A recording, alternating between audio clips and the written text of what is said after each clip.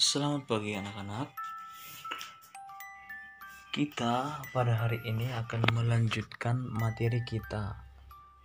Materi kita pada hari ini merupakan lanjutan dari materi yang sudah kita bahas pada minggu yang lalu. Nah, minggu yang lalu kita sudah membahas bagaimana sikap gereja Katolik terhadap agama atau kepercayaan yang lain. Nah, bahasan ini merupakan lanjutan dari tema itu. Nah, maka materi yang akan kita bahas pada hari ini adalah kebersamaan itu indah.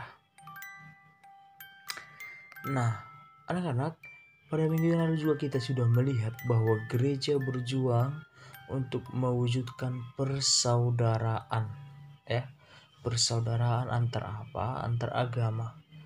Nah, maka persaudaraan yang ingin diwujudkan oleh gereja yaitu adalah persaudaraan yang sejati, yakni yang didasari oleh kasih. Nah, jika persaudaraan itu dilandasi oleh kasih, maka sikap atau sifat kita terhadap agama dan kepercayaan lain yaitu tak lain dan tak bukan bahwa kita mampu saling menghargai, saling mengasihi, dan saling peduli satu sama lain. Nah, maka anak-anak, mewujudkan persaudaraan itu berarti menjalankan kewajiban untuk menjalin persaudaraan dengan orang lain tanpa membeda-bedakan satu sama lain. Nah, maka untuk menjamin atau mengembangkan sikap persaudaraan yang sejati itu harus dilandasi oleh kasih. Nah, Yesus telah memberikan teladan sempurna dalam membangun persaudaraan sejati itu. Nah, dia sudah menunjukkan bagaimana kesetiaannya hingga rela disalibkan untuk kita, menebus dosa-dosa kita manusia. Nah, maka salah satu sikap yang dapat kita lakukan untuk membangun persaudaraan adalah dengan mengusahakan sikap baik serta berpikir positif terhadap agama dan kepercayaan lain.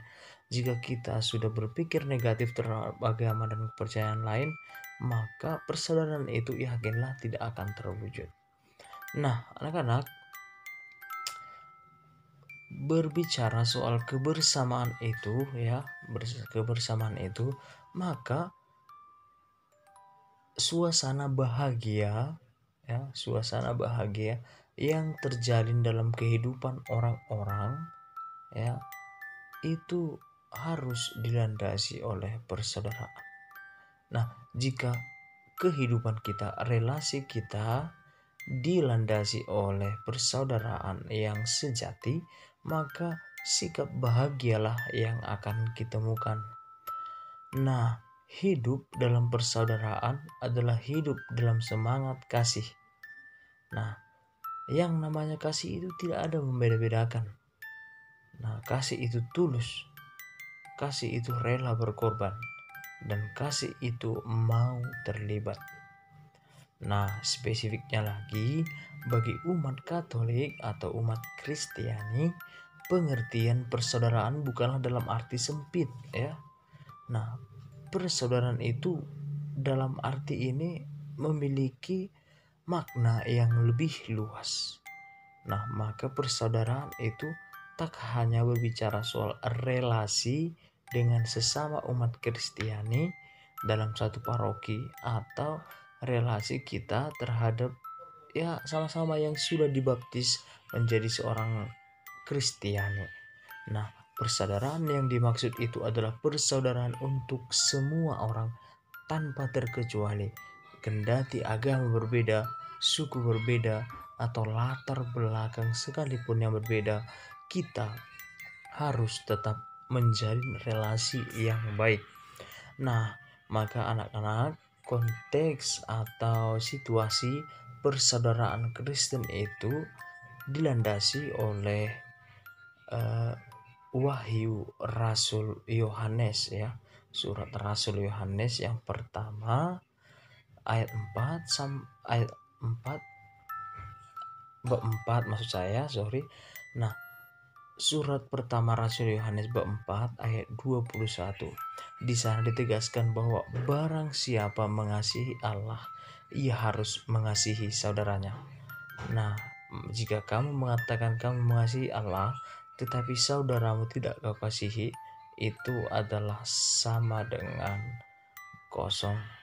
Nah, maka perkataan Kristus tersebut perlu dimaknai dalam situasi atau konteks yang lebih universal, lebih umum.